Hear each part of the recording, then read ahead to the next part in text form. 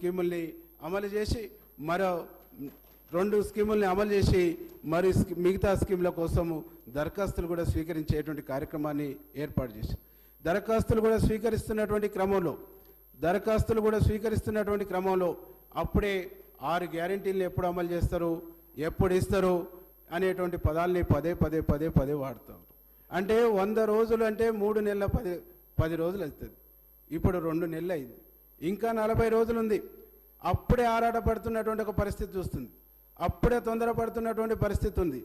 ఎందుకు ఆరాటపడుతురు, ఎందుకు తొందరపడుతురు? మీరే కదా గతంలో 2018 ఎన్నికల మేనిఫెస్టోలో చెప్పారు. ఏం చెప్పారు? నిరుద్యోగ వృత్తి ఇస్తామని చెప్పారు. వారికి సంబంధించినటువంటి మేనిఫెస్టో ఇక్కడే ఉంది అధ్యక్ష. నిరుద్యోగ వృత్తి ఇస్తానన్నారు. 5 సంవత్సరాల కాలం గడిచింది. ఈరోజు ప్రతిపక్షంలో కూర్చోరు. మీరు ఇచ్చిరా నిరుద్యోగ వృత్తి? ఇచ్చిరా 3 ఎకరాల భూమి? ఇచ్చిరా డబుల్ బెడ్రూమ్ ఇండ్లు? ఇచ్చిరా? ఏమిచ్చారు? ఓపిక ఉండాలి. మేము చెప్పినే చేస్తాం. ఓపిక ఉండాలి. 5 సంవత్సరాల కాలం ఉంది. ఓపిక ఉండాలి. ఓపిక లేకుంటే రాజకీయాల్లో నిలబడలేం. ఓపిక ఉండాలి. కాబట్టి అధ్యక్ష, ఈరోజు మిగతా 2 గ్యారెంటీలను కూడా త్వరలోనే అమలు చేస్తామనేటువంటి విషయాన్ని ఈ సందర్భంగా మేము గుర్తు చేస్తామన్నది. అధ్యక్ష, నిజంగా వారు మాట్లాడుతుంటే దయాలు వేదాలు ఉల్లిస్తున్నట్టుగా ఉన్నాయి అధ్యక్ష. ఈరోజు మా ముఖ్యమంత్రి గారు, మా మంత్రులు చాలా స్పష్టంగా చెప్పారు. మిగతా 2 గ్యారెంటీల్ని త్వరలో అమలు చేస్తాము. ఆ అమలు కార్యక్రమం సందర్భంగా ప్రియాంక గాంధీని పిలుస్తామంటే ఒక పెద్ద మనిషి ఏమంటుంది అధ్యక్ష? నల్ల బెలూన్లు ఎగిరేస్తాం, ఎట్లా పిలుస్తారు, ఎట్లా చేస్తారు అన్నట్టు.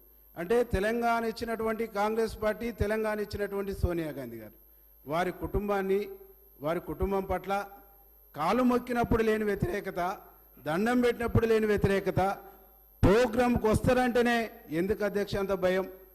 వారి ఫేస్ ఈ తెలంగాణ ప్రజలకు కనిపిస్తే రేపు పార్లమెంట్ ఎన్నికల్లో వాళ్ళు 0 అవుతారనే భయం తప్ప ఇంకోటి లేదు అని చెప్పేసి ఈ సందర్భంగా నేను గుర్తు చేస్తా ఉన్నా అధ్యక్ష. ఈరోజు ఈ రాష్ట్రంలో జరిగినటువంటి అవినీతి ఒక్కొక్కటిగా బయటకు వస్తూ ఉంటే ప్రజలు నిజంగా ఆశ్చర్యపోతారు అధ్యక్ష. మొన్ననే నేను పేపర్లో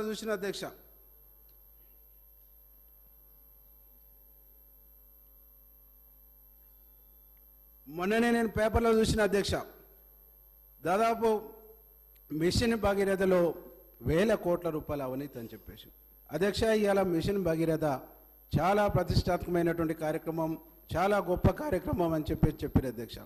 దాదాపు నా నియోజకవర్గంలో 126 గ్రామాలు